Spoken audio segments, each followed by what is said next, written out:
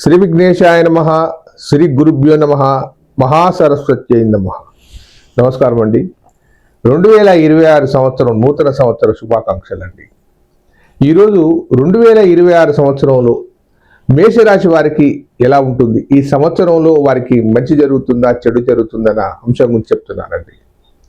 ఈ మేషరాశి వారు ఎవరైతే ఉన్నారో వారికి ఆదాయం 11, వ్యయం 5, రాజపూజ్యం 2, అవమానం 4. మరొక మాట చెప్తాను, ఆదాయం 11, వ్యయం 5, రాజపూజ్యం 2, అవమానం 4. మేషరాశి వారికి జన్మశని నడుస్తూ ఉంది.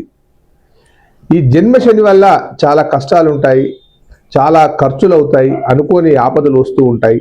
అది చాలా ఇబ్బందిదాయకంగా ఉంటుంది. గురువు జూన్ వరకు 3వ స్థానంలో ఉంటాడు.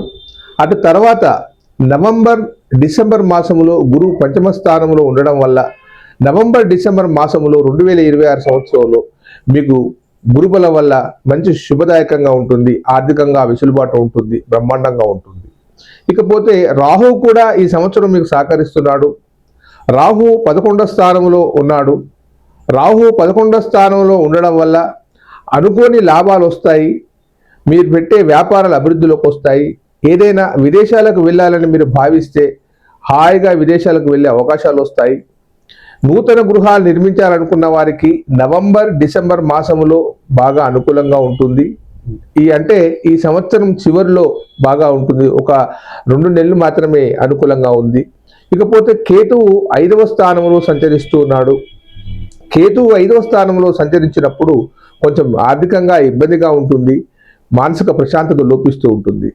శని వల్ల ఆర్థిక నష్టాలు జరిగే అవకాశం ఉంది. కాబట్టి వీలైనంత వరకు మీరు చేసే బిజినెస్లు కానీ, వ్యాపారాలే కానీ, ఏదైనా కానీ ఆచితూచి అడుగులు వేయండి.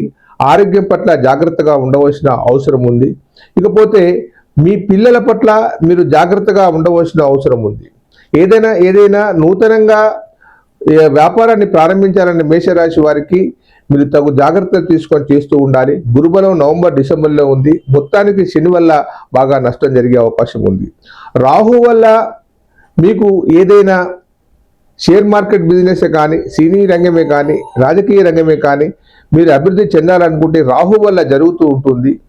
అనుకున్నంత ఫలితాలు మీరు అనుకోని ఫలితాలు రాహు తెచ్చిపెడతాడు. కానీ మొత్తానికి ఈ సంవత్సరం మొత్తం మీద ఈ శని వల్ల మీకు ఇబ్బంది జరిగే అవకాశాలు ఉన్నాయి. కాబట్టి తగు జాగ్రత్తలో ఉండండి. సర్వే జనా సుఖినో భవంతు.